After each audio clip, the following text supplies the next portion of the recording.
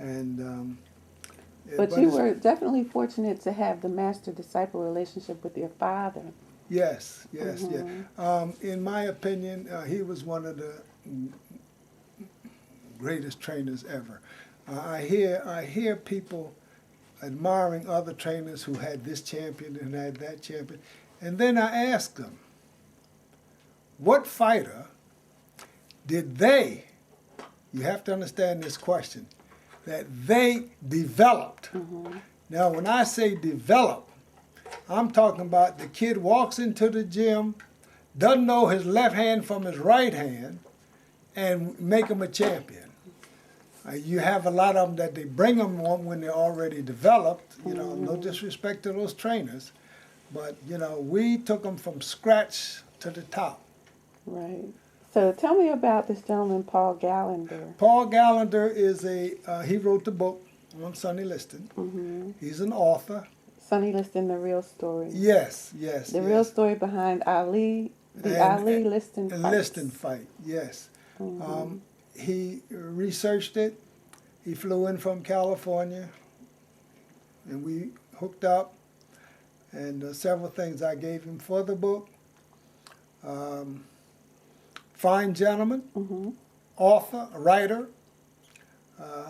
and we are still in touch with each other. Oh, good. Yeah, we're still in touch with each other. In fact, he just called me maybe about 2 weeks ago just to see how I was doing, et cetera. What we're trying to do now, what he's trying to do now, is put it in the movies. Wow. We're trying our best. You know, maybe one day someone will pick it up, maybe somebody like Oprah or what's this other? Tyler Perry. Tyler Perry. Spike Lee. Spike Lee. There you go. Yeah, and there are a couple others. Yeah, somebody Writers. in Philadelphia is doing one right now, Tyrell Biggs. Okay. You know, so, you know, that's what we're trying to do. And, you know, so. Well, they'll definitely mention you. Well, I want to be a part of it. I'm going to be honest. Do you have any questions you want to ask about boxing in general? Because I always wanted to know, what is that drive to want to hurt somebody? It's not a drive. It's a sport. Really and truly, it is a sport, and it's you against me. Now, well, I'm gonna be absolutely honest with you.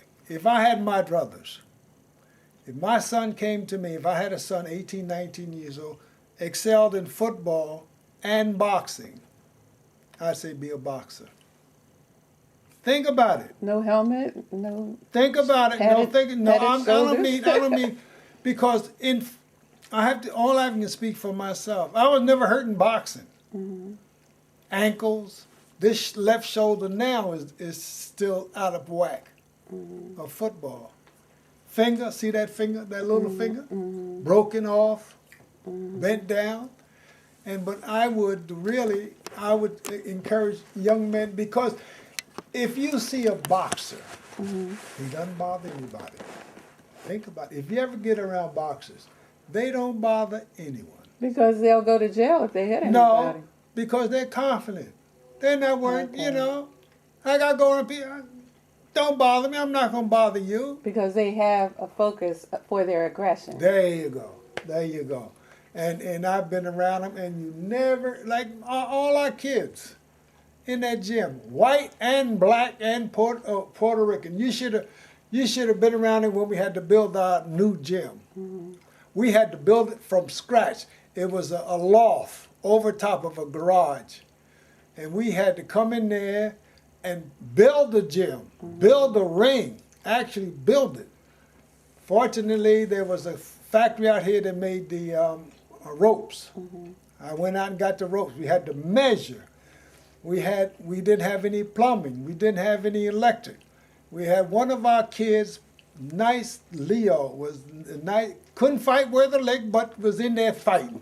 You know, we didn't segregate anyone. You come in, you box, you box, you box. Well, did you enjoy the movie about the female boxer that Clint Eastwood played in? I enjoyed it. Oh, yes, yeah, I know what you're talking about. Very good movie. Yes, it was. Yes, it was very good. It was very good. I really enjoyed it. And Morgan Freeman was the trainer. Yes. And it was sometimes I get carried away when I look at good movies like that. And you know, because I can relate to it. You see, and it is hard work. You're up 4 or 5 o'clock in the morning, road work. I used to get up with Sonny Liston and do road work with him. He just wants somebody to be with him, so I go with him. I would do my road work. You know, it's you focused. These fighters, if you want to be an outstanding fighter or in any job, any position, you must dedicate your life. And that's what a good boxer does. He dedicates his life. This is it. You can't half-step it. Because there's a man against you and against, you know. So it's psychological. You're saying it's a psychological thing. It also is. Yes, yes. We have to be prepared mentally and physically when we walk in that ring. Well, it's certainly a sport I don't think I would ever enjoy. But you used to box too, right? Just a little, very little. Just a little. Yeah, I stayed out the way of it. yeah, but it's stayed out the I way. hung with the boxers. You hung with them. yeah. And you're trying to get your friend, who has passed, into the Hall of Fame also. International Hall of Fame. Gil is his name? Gil Turner. Gil Turner. Gil Turner. So that's the International Hall of Fame. He and I shared the room at the training camp when he was in training for the Gaviline fight. Okay. Yeah. And that was an experience in itself. See, Gil was excellent. There was a fighter in the fight game. You say you don't have to look for him. What that means, he's coming. He's coming. He's not the kind of slave sit back and jab and run like he's scared. He come. See? That would be me. You Yeah. have to come find me. Come find I'll I see. thought about it, I would have showed you that I have a short movie on Gil when he fought Gaviline. Oh, okay. Yeah. So you know, it's. I've had a good. How can I say it? I've had a good run of life. Okay. Life's been good. And getting back to boxing, how we got into boxing. That was your passion. That's No. what makes a good life, you know, No. having a passion. No, And being no. able The way to- it started was my father used to try. You know, we're jumping back and forth. My father started me when I was 10 years old in the basement of the house. Okay. He bought a big bag and taught me how to jab, jab, Okay. jab. Then the 31st PAL district started baseball. I'll say this. I lived at 25th and Cumberland, blacks. All right? The whites lived on the other side of Huntington Street, if you're familiar with North Philly, and on the side of Lehigh Avenue during that time. They came out for the football game, for the baseball team, hardball, PAL. Come time to give the uniforms out, this officer gave them all to the white boys. Now, you would think, isn't that a shame? But it's not. God had a plan. So my friend who lived at 21st and Ridge said, why don't you come out for, the only friend I've ever had in my life, why don't you come out for the 23rd PAL, 19th in Oxford, all blacks. I did. I made the junior team and the senior team playing shortstop. We won the junior title, we won the senior title. One day, the police officer, the nicest man, one of the nicest men I've ever met, Frank Wolf, says to me at 26th and Jefferson, I would like to start a boxing team. But I don't know a trainer. This is how God works in mysterious ways and wonders to perform. I said to him, now why did he talk to me? I don't know. So I said, well, maybe my father will train him if I fight. They met. And we built one of the baddest boxing teams in the country at one time. The 23rd PAL, we had 3 national champions out of one gym, not city, gym. It had never been done before. And so they met. We went down to 19th and Oxford. It was used to be OIC building at one time. Mm-hmm. Now it's vacant, I think. That was the police station. We went in the basement, shoveled coal to another location, and opened up our little raggedy gym. From that, two heavyweight champions came out of it. Wow. Why? Because this little 14-year-old kid didn't get a baseball uniform, There you go. and God said, "Well, I'm gonna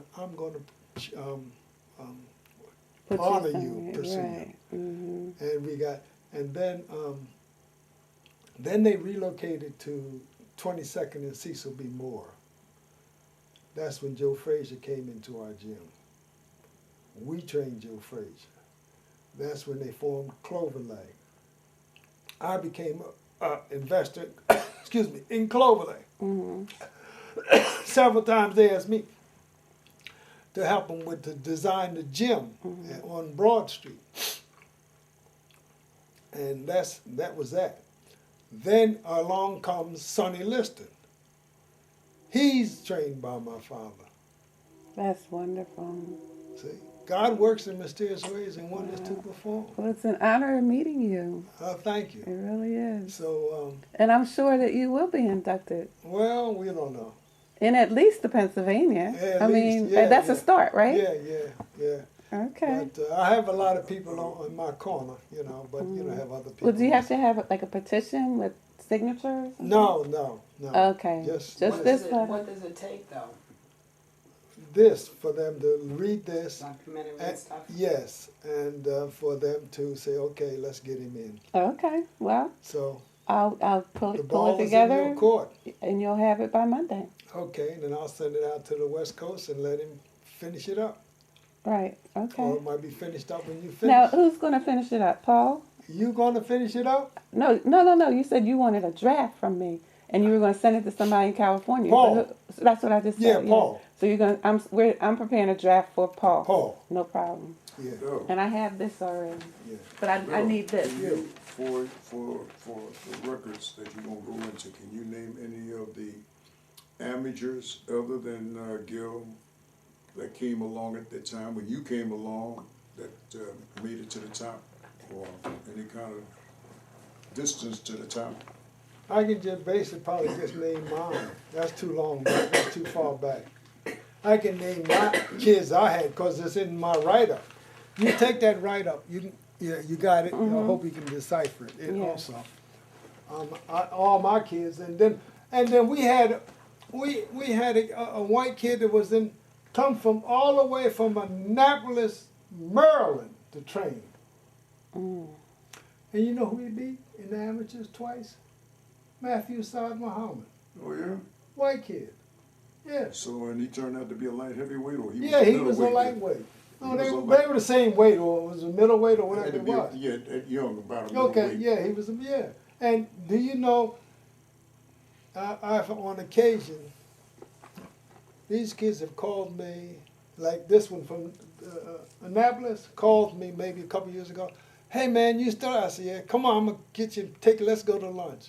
And we talk and laugh, and in that thing, or put that on, there's one fighter who, when they would come into the gym, before they learn really how to fight, I would box them Okay. and slap them around. You know me, like just carry them and hit them, But there's one kid who always said, "Excuse me, you black son of a bitch, I got one more right hand just for you, Mm. just for you." But you know what? We like father and son. Mm. Every time I see him, I say, you know what? I'll slap you good too. He had this young man, Rudy Donata. My father said he had the second best right hand he'd ever seen in his life. Mm. But he wouldn't dedicate his life. He can tell you, if you ever meet him, say for instance I'm inducted and you all come to the thing, I'm introduced to him. He wouldn't dedicate. He'll tell you in a minute. I say, Rudy, did you do road work this morning? Yeah, well, I danced all night. I don't think he did a sit-up. But he just could fight. He didn't get, he could fight. He hit you with that right hand. One fight, the bell rings, Larry. I'm walking down the steps. The referee's counting. That's how fast he knocked him out. So you could hit. That right hand. See, explain to her how a fighter developed these kind of punches and all that. Well, basically, Larry, it comes natural. We may clean it up a little bit, but they have that natural punching power. You can't give it punching power. You couldn't give Willie Pep punching power. Right. You see, it just comes natural. Now, I can tell you something about my grandson. We've noticed, and everybody, anybody who's ever dealt with him noticed how quick his reflexes are. So he can do something in sports. We don't know what it is. How old is but he? he's only 3 now. Oh, but he is 3. Oh, no, Lord. I'm trying to tell you. We see these really quick reflexes. He can snatch something really, really fast. He's just real fast. So he's going to do something physical. He's got that innate ability. Good. It could be Well, anything. See, in sports, in any sport, you must have reflexes. Well, he's got. And some have good reflexes. Some have Fantastic. great reflexes. It's amazing. It all works for you. Yeah. It's amazing how fast he But is. But I see, got- we're training. I appreciate it if Will explained to you what a trainer does, what his position is. Trainer, Training. he has the hardest job in the game. My druthers, I've been a cut man, trainer, manager, the whole 9 yards. I'd rather be a cut man or the manager. They make more money. But the manager than the cut man. Cut man, what does he do? He's the one that gets into the ring if the fighter's cut over his eye and attempts to stop it, so the fight can continue. Okay. There's an art to it. Now, how did we run our ring, our corner? In our corner, I was the first one always in the ring. I brought the bucket. Then the cut man, we had a professional cut man. He slid the stool in, right? Then I take the fighter, pull his mouthpiece out, sit him down, right? And then my father comes up, and he's the only one that talked in the ring, only one. And he lean in there on his ear and tell him what to do. I don't know if you ever watch fights. I want you to try to remember if you hear them, 2 or 3 of them talking at the same time. They can't hear a damn thing. They can't hear anything. Only time my father. That was then. In this day and time, you'd be cussing. And Well, listening. I know that. But I'm just trying to tell her, they're not organized. You see. And then if he were cut, if one of our fighters were cut, the cut man goes in the ring first. What's the bucket for? The water bucket. You got to rinse water, spit and all spit the water, Yeah. and spit in the bucket. Like you rinse them out. You give them a glass. If there's blood, Yeah. Some fighters can get so excited in the ring, or his system can be off. He might have to puke in that bucket at some point in time. It happens. I have paid attention though. One person does not do everything. Like Right. one has the bench, the little seat. The that they sit stool. on, the stool. Right. Somebody else got the towel and the bucket. Yeah. And then only one person actually takes the Mouthpiece from the out. The mouth. one that's facing the fighter. Exactly. The one I've you noticed snatch it that. right I've out. seen that. And then you hold. You never turn it loose. You hold it in your hand. Rinse it and hold it.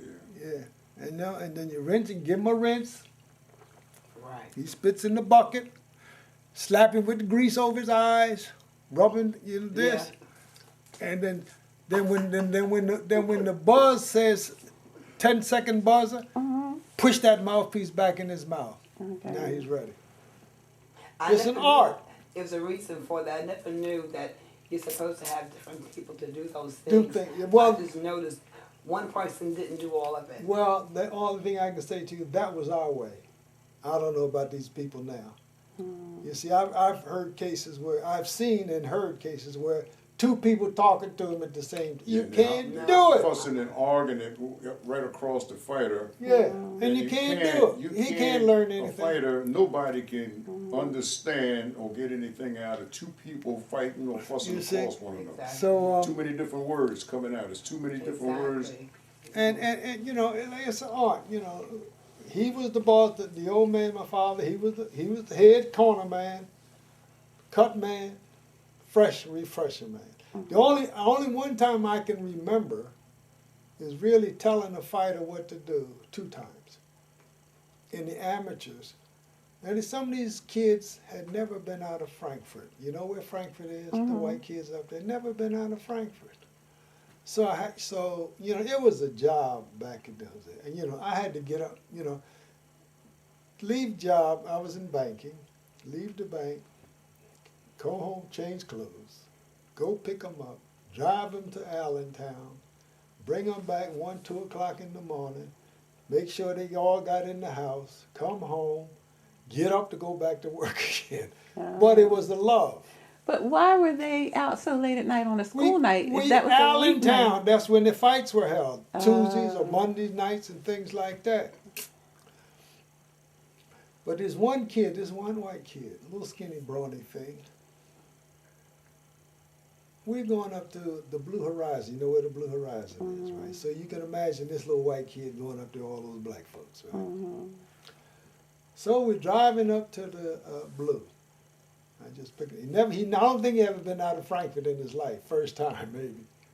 So I say to him, now remember something. Every time you bob and weave, when they start punching at you, I want you to come out of that bob and weave, lock your left hand up, lock it, and hit him with a hook. When I say lock it, I don't mean swing it with your arm. I mean swing it with your whole body. With your body. You got it? You see the difference? Now this ain't gonna hurt you. But if I lock it, I got 170 pounds coming with it. Right? All right. Well, we get into this black man had muscles in his head and everywhere. And you know those people up there in the balcony from North Philadelphia, and he was from Fraser's gym too. They're hoping and hollering, kill him. That boy, he ran out there on my little skinny fighter. Gave him a standing 8 count. You know, that means he was hitting himself to the referee, you know, stopped it to give him an 8 count. But he survived the round. He survived the round. Come back to the corner. Now, see, in the amateurs, I could do it. I could talk. Come back in between the first, I say, what did I tell you? I said, didn't I tell you? I want you to go out there, and he's going to come after you. Bob and weave. And then come out of that bob and weave, lock that left hand up, lock it. You understand? And hit him with that left hook. Wham! He hit that black brother. Wow. The other corner come and say, he's a professional. I said, no, he's not. Oh boy, we had some experience. And then in the pro fight, the one time we had a middleweight, Curtis Parker. He won one of the little titles, undefeated. So he's fighting we fought a lot of times down at the Spectrum, wind-ups. We had the wind-ups. And he's beating this guy bad, you know. So comes back to the corner. My father had told him, you know, what to do. And then I said, Kurt, listen, I want you to step back take a step back because you're smothering your right hand. I want you to take a step back so you can lead, you can hit him with your whole right hand, not just your arm.